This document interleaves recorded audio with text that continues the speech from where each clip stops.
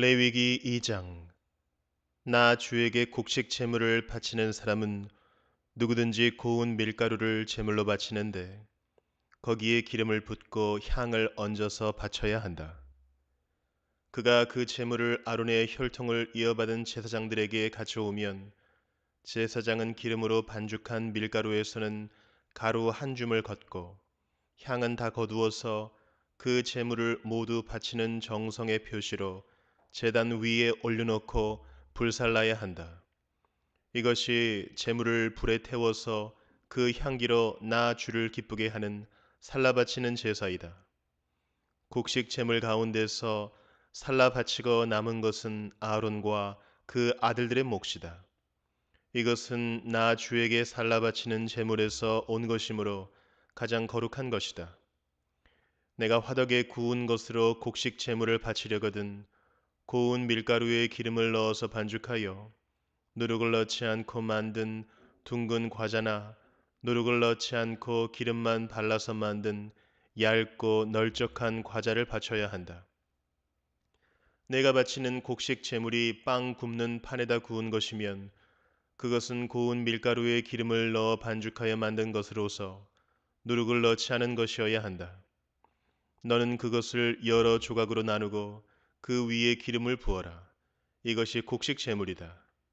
내가 바치는 곡식 제물이 냄비에다 구운 과자이면 고운 밀가루에 기름을 넣어서 만든 것이어야 한다. 이렇게 하여 곡식 제물이 준비되면 그것을 나 주에게 가지고 와서 제사장에게 주어라. 제사장이 그것을 받아 제단으로 가져갈 것이다. 제사장은 그 곡식 제물에서 정성의 표시로 조금 떼어서 그것을 제단 위에 올려놓고 불살라야 한다. 이렇게 하여 그 제물을 모두 바쳤다는 표시로 삼는다. 이것이 제물을 불에 태워서 그 향기로 나 주를 기쁘게 하는 살라 바치는 제사이다. 곡식 제물 가운데서 살라 바치고 남은 것은 아론과 그 아들들의 몫이다. 이것은 나 주에게 살라 바치는 제물에서 온 것이므로 가장 거룩한 것이다. 너희가 나 주에게 바치는 곡식 제물은 어떤 것이든지 누룩을 넣지 않은 것이어야 한다. 나 주에게 살라 바치는 제사에서 어떤 누룩이나 꿀을 불살라서는 안 되기 때문이다. 너희가 맨 먼저 거둔 곡식을 제물로 바칠 때에는 나 주에게 누룩과 꿀을 가져와도 되지만 나 주를 기쁘게 하는 향기를 내려고 그것들을 제단 위에 올려놓아서는 안 된다. 내가 바치는 모든 곡식 제물에는 소금을 넣어야 한다. 내가 바치는 곡식 제물에는 내 하나님과 언약을 세울 때에 넣는 그 소금을 빼놓지 말아라. 내가 바치는 모든 제물에는 소금을 넣도록 하여라. 내가 맨 먼저 거둔 것을 나 주에게 곡식 제물로 바칠 때에는 햇곡식을 불에 볶거나 찌은 것으로 곡식 제물을 바쳐야 한다. 그 위에 기름과 향을 놓아라. 이것이 곡식 제물이다. 제사장은 제물을 모두 바치는 정성의 표시로 곡식과 기름에서 조금 갈라내어 향 전부와 함께 불살라야 한다. 이것이 나 주에게 살라 바치는 제사이다. 레위기 3장. 화목제사 제물을 바치는 사람이 소를 잡아서 바칠 때에는 누구든지 수컷이거나 암컷이거나 흠이 없는 것을 골라서 주 앞에 바쳐야 한다. 제물을 가져온 사람은 자기가 바칠 제물의 머리 위에 손을 얹은 다음에 회막 어귀에서 그 제물을 잡아야 한다. 그러면 아론의 혈통을 이어받은 제사장들이 그 피를 제단 둘레에 뿌릴 것이다. 제물을 가져온 사람은 화목 제물 가운데서 내장 전체를 덮고 있는 기름기와 내장 각 부분에 붙어 있는 모든 기름기와 두 콩팥과 거기에 덮여 있는 허리깨의 기름기와 콩팥을 떼어낼 때에 함께 떼어낸 간을 덮고 있는 껍질을 나 주에게 살라 바치는 제물로 가져와야 한다. 그러면 아론의 아들들이 그것들을 제단에서 불타는 장작 위에 올려놓은 번제물 위에다 놓고 불사를 것이다. 이것이 제물을 불에 태워서 그 향기로 나 주를 기쁘게 하는 살라 바치는 제사이다. 화목 제물을 바치려는 사람이 제사에서 양을 잡아 나 주에게 제물로 바치려면 수컷이거나 암컷이거나 흠이 없는 것을 골라서 바쳐야 한다. 그가 제물로 바칠 것이 양이면 그는 그 양을 나 주에게 끌고 와서 그 제물의 머리 위에 손을 얹은 다음에 회막 앞에서 그 제물을 잡아야 한다. 그러면 아론의 아들들이 그 피를 제단 둘레에 뿌릴 것이다. 제물을 가져온 사람은 화목제물 가운데서 기름기, 곧 엉치뼈 가운데서 떼어낸 꼬리 전부와 내장 전체를 덮고 있는 기름기와 내장 각 부분에 붙어 있는 모든 기름기와 두 콩팥과 거기에 덮여 있는 허리띠의 기름기와 콩팥을 떼어낼 때에 함께 떼어낸 간을 덮고 있는 껍질을 나 주에게 살라 바치는 제물로 가져와야 한다. 그러면 제사장이 그것들을 제단으로 가져가서 나 주에게 살라 바치는 음식 제물로 바칠 것이다. 그가 제물로 바칠 것이 염소면 그는 그 염소를 나 주에게 끌고 와서 그 제물의 머리 위에 손을 얹은 다음에 회막 앞에서 그 제물을 잡아야 한다. 그러면 아론의 아들들이 그 피를 제단 둘레에 뿌릴 것이다. 제물을 가져온 사람은 제물 가운데서 내장 전체를 덮고 있는 기름기와 내장 각 부분에 붙어 있는 모든 기름기와 두 콩팥과 거기에 덮여 있는 허리깨의 기름기와 콩팥을 떼어낼 때에 함께 떼어낸 간을 덮고 있는 껍질을 나 주에게 살라 바치는 제물로 가져와야 한다. 그러면 제사장이 그것들을 제단으로 가져가서 나 주에게 살라 바치는 음식 제물로 바칠 것이다. 이것이 제물을 불에 태워서 그 향기로 나 주를 기쁘게 하는 살라 바치는 제사이다. 기름기는 다 나 주에게 바쳐야 한다. 이것은 너희가 어느 곳에서 살든지 대대로 영원히 지켜야 할 규례이다. 너희는 어떤 기름기도 어떤 피도 먹어서는 안 된다. 요한복음 21장. 그 뒤에 예수께서 디베랴 바다에서 다시 제자들에게 자기를 나타내셨는데 그가 나타나신 경위는 이러하다. 시몬 베드로와 쌍둥이라고 불리는 도마와 갈릴리 가나 사람 나다나엘과 세베대의 아들들과 제자들 가운데서 다른 두 사람이 한 자리에 있었다. 시몬 베드로가 그들에게 말하기를 나는 고기를 잡으러 가겠소 하니 그들이 우리도 함께 가겠소 하고 말하였다. 그들은 나가서 배를 탔다. 그러나 그날 밤에는 고기를 한 마리도 잡지 못하였다. 이미 동틀 무렵이 되었다. 그때 예수께서 바닷가에 들어서셨으나 제자들은 그가 예수이신 줄을 알지 못하였다. 그때 예수께서 제자들에게 물으셨다. 얘들아, 무얼 좀 잡았느냐? 그들이 대답하였다. 못 잡았습니다. 예수께서 그들에게 말씀하셨다. 그물을 배 오른쪽에 던져라. 그리하면 잡을 것이다. 제자들이 그물을 던지니 고기가 너무 많이 걸려서 그물을 끌어올릴 수가 없었다. 예수가 사랑하시는 제자가 베드로에게 저분은 주님이시다 하고 말하였다. 시몬 베드로는 주님이시라는 말을 듣고서 벗었던 몸에다가 겉옷을 두르고 바다로 뛰어내렸다. 그러나 나머지 제자들은 작은 배를 탄 채로 고기가 든 그물을 끌면서 해안으로 나왔다. 그들은 육지에서 백자 남짓밖에 떨어지지 않은 곳에 들어가서 고기를 잡고 있었던 것이다. 그들이 땅에 올라와서 보니 숯불을 피워 놓았는데 그 위에 생선이 놓여 있고 빵도 있었다. 예수께서 제자들에게 말씀하셨다. 너희가 지금 잡은 생선을 조금 가져오너라.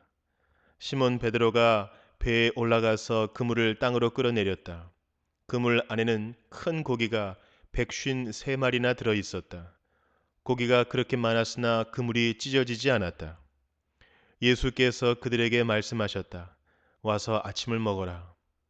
제자들 가운데서 아무도 감히 선생님은 누구십니까? 하고 묻는 사람이 없었다.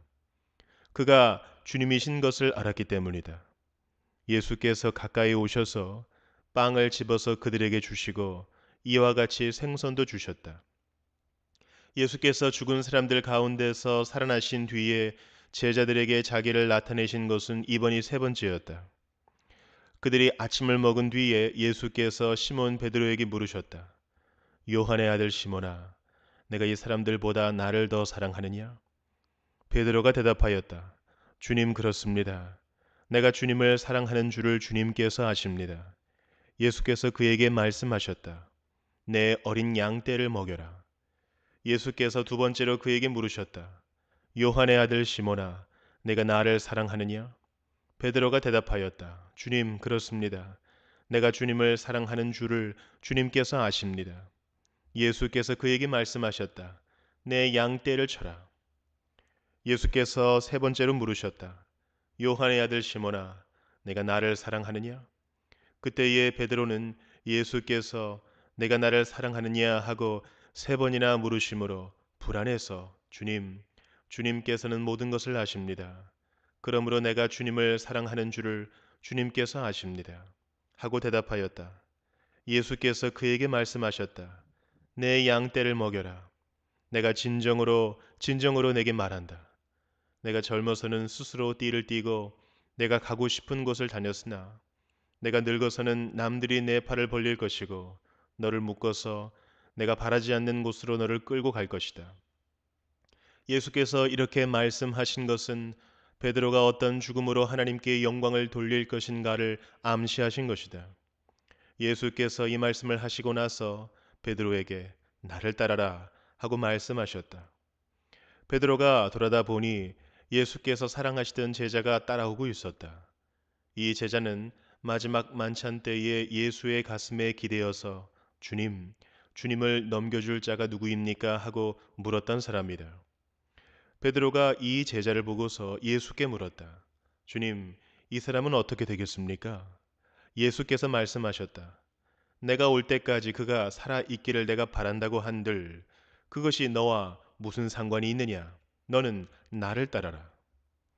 이 말씀이 믿는 사람들 사이에 퍼져나가서 그 제자는 죽지 않을 것이라고들 하였지만 예수께서는 그가 죽지 않을 것이라고 말씀하신 것이 아니라 내가 올 때까지 그가 살아 있기를 내가 바란다고 한들 그것이 너와 무슨 상관이 있느냐 하고 말씀하신 것뿐이다. 이 모든 일을 증언하고 또 이 사실을 기록한 사람이 바로 이 제자이다. 우리는 그의 증언이 참되다는 것을 알고 있다. 예수께서 하신 일은 이 밖에도 많이 있어서 그것을 낱낱이 기록한다면 이 세상이라도 그 기록한 책들을 다 담아두기에 부족할 것이라고 생각한다. 잠언 18장.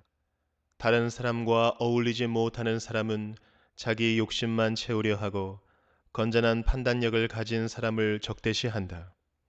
미련한 사람은 명철을 좋아하지 않으며 오직 자기 의견만을 내세운다.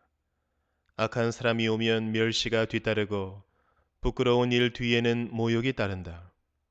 슬기로운 사람의 입에서 나오는 말은 깊은 물과 같고 지혜의 샘은 세차게 흐르는 강처럼 솟는다. 악인을 두둔하는 것과 재판에서 의인을 억울하게 하는 일은 옳지 않다. 미련한 사람의 입술은 다툼을 일으키고 그 입은 매를 불러들인다. 미련한 사람의 입은 자기를 망하게 만들고 그 입술은 올무가 되어 자신을 옭아맨다. 헐뜯기를 잘하는 사람의 말은 맛있는 음식과 같아서 뱃속 깊은 데로 내려간다. 자기 일을 게을리하는 자는 이를 망치는 자와 형제간이다. 주님의 이름은 견고한 성루이므로 의인이 그곳으로 달려가면 아무도 뒤쫓지 못한다. 부자의 재산은 그의 견고한 성이 되니 그는 그것을 아무도 못 오를 높은 성벽처럼 여긴다. 사람의 마음이 오만하면 멸망이 뒤따르지만 겸손하면 영광이 뒤따른다. 다 들어보지도 않고 대답하는 것은 수모를 받기에 알맞은 어리석은 짓이다. 사람이 정신으로 병을 이길 수 있다지만 그 정신이 꺾인다면 누가 그를 일으킬 수 있겠느냐. 명철한 사람의 마음은 지식을 얻고 지혜로운 사람의 귀는 지식을 구한다. 선물은 사람이 가는 길을 넓게 열어주고 그를 높은 사람 앞으로 이끌어준다. 송사에서는 먼저 말하는 사람이 옳은 것 같으나 상대방이 와 보아야 사실이 밝혀진다. 제비를 뽑으면 다툼이 끝나고 강한 사람들 사이에 논쟁이 판가름 난다. 노엽게 한 친척과 가까워지기는 견고한 성을 함락시키는 것보다 어려우니 그 다툼은 마치 꺾이지 않는 성문의 빗장과 같다. 사람의 입에서 나오는 말의 열매가 사람의 배를 채워주고 그 입술에서 나오는 말의 결과로 만족하게 된다. 죽고 사는 것이 혀의 힘에 달렸으니 혀를 잘 쓰는 사람은 그 열매를 먹는다. 아내를 맞이한 사람은 복을 찾은 사람이요 주님으로부터 은총을 받은 사람이다. 가난한 사람은 간절한 말로 구걸하지만 부유한 사람은 엄한 말로 대답한다. 친구를 많이 둔 사람은 해를 입기도 하지만 동기간보다 더 가까운 친구도 있다. 골로새서 1장. 하나님의 뜻으로 그리스도 예수의 사도가 된 나 바울과 형제인 디모데가 골로새에 있는 성도들 곧 그리스도 안에 있는 신실한 형제 자매들에게 이 편지를 씁니다. 우리 아버지 하나님께서 내려주시는 은혜와 평화가 여러분에게 있기를 빕니다.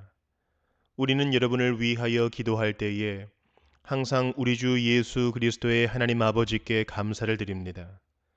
우리는 그리스도 예수에 대한 여러분의 믿음과 모든 성도를 향해서 여러분이 품고 있는 사랑을 전해 들었습니다. 이 믿음과 사랑은 여러분을 위하여 하늘에 쌓아두신 소망에 근거합니다. 이 소망은 여러분이 진리의 말씀, 곧 복음을 받아들일 때에 이미 들은 것입니다. 이 복음은 온 세상에 전해진 것과 같이 여러분에게 전해졌습니다. 여러분이 하나님의 은혜를 듣고서 참되게 깨달은 그날로부터 여러분 가운데서와 같이 온 세상에서 열매를 맺으며 자라고 있습니다. 여러분은 하나님의 은혜를 우리와 함께 종이 된 사랑하는 에바브라에게서 배웠습니다. 그는 여러분을 위해서 일하는 그리스도의 신실한 일꾼이요 성령 안에서 여러분의 사랑을 우리에게 알려준 사람입니다. 그러므로 우리가 여러분의 소식을 들은 그날부터 우리도 여러분을 위하여 쉬지 않고 기도합니다. 우리는 하나님께서 여러분에게 모든 신령한 지혜와 총명으로 하나님의 뜻을 아는 지식을 채워주시기를 빕니다. 여러분이 주님께 합당하게 살아감으로써 모든 일에서 그분을 기쁘게 해드리고 모든 선한 일에서 열매를 맺고 하나님을 점점 더 알고 하나님의 영광의 권능에서 오는 모든 능력으로 강하게 되어서 기쁨으로 끝까지 참고 견디기를 바랍니다. 그리하여 성도들이 받을 상속의 몫을 차지할 자격을 여러분에게 주신 아버지께 여러분이 빗속에서 감사를 드리게 되기를 우리는 바랍니다. 아버지께서 우리를 암흑의 권세에서 건져내셔서 자기의 사랑하는 아들의 나라로 옮기셨습니다. 우리는 그 아들 안에서 구속, 곧 죄사함을 받았습니다. 그 아들은 보이지 않는 하나님의 형상이시여 모든 피조물보다 먼저 나신 분이십니다. 만물이 그분 안에서 창조되었습니다. 하늘에 있는 것들과 땅에 있는 것들, 보이는 것들과 보이지 않는 것들, 왕권이나 주권이나 권력이나 권세나 할 것 없이 모든 것이 그분으로 말미암아 창조되었고 그분을 위하여 창조되었습니다. 그분은 만물보다 먼저 계시고 만물은 그분 안에서 존속합니다. 그분은 교회라는 몸의 머리이십니다. 그는 근원이시며 죽은 사람들 가운데서 제일 먼저 살아나신 분이십니다. 이는 그분이 만물 가운데서 으뜸이 되시기 위함입니다. 하나님께서는 그분의 안에 모든 충만함을 머무르게 하시기를 기뻐하시고 그분의 십자가의 피로 평화를 이루셔서 그분으로 말미암아 만물을 곧 땅에 있는 것들이나 하늘에 있는 것들이나 다 자기와 기꺼이 화해시켰습니다. 전에 여러분은 악한 일로 하나님을 멀리 떠나 있었고 마음으로 하나님과 원수가 되어 있었습니다. 그러나 지금은 하나님께서 그리스도의 죽으심을 통하여 그분의 육신의 몸으로 여러분과 화해하셔서 여러분을 거룩하고 흠이 없고 책망할 것이 없는 사람으로 자기 앞에 내세우셨습니다. 그러므로 여러분은 믿음에 튼튼히 터를 잡아 굳건히 서 있어야 하며 여러분이 들은 복음의 소망에서 떠나지 말아야 합니다. 이 복음은 하늘 아래 있는 모든 피조물에게 전파되었으며 나 바울은 이 복음의 일꾼이 되었습니다. 이제 나는 여러분을 위하여 고난을 받는 것을 기쁘게 여기고 있으며 그리스도의 남은 고난을 그분의 몸, 곧 교회를 위하여 내 육신으로 채워가고 있습니다. 나는 하나님께서 여러분을 위하여 하나님의 말씀을 남김없이 전파하게 하시려고 내게 맡기신 사명을 따라 교회의 일꾼이 되었습니다. 이 비밀은 영원 전부터 모든 세대에게 감추어져 있었는데 지금은 그 성도들에게 드러났습니다. 하나님께서는 이방 사람 가운데 나타난 이 비밀의 영광이 얼마나 풍성한지를 성도들에게 알리려고 하셨습니다.